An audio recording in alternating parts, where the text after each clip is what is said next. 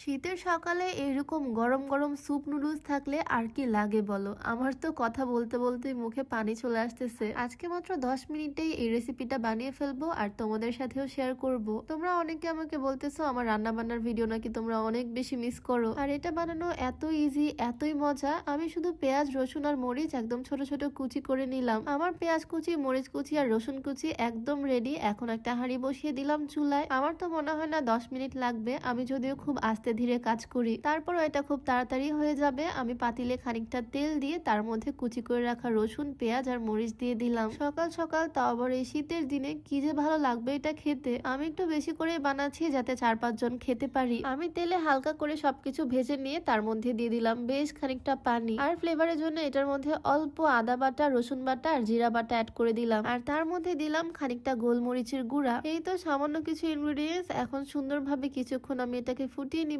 আর তারপর এটার মধ্যে আমি অ্যাড করতেছি soya sauce. Soya sauce add করার সাথে সাথে কালারটা একদম চেঞ্জ হয়ে গেল। তোমরা চাইলে টমেটো সস অ্যাড করতে পারো। এখন আমি জাস্ট নুডলস অ্যাড করব, তাহলে আমার রেসিপি রেডি হয়ে যাবে।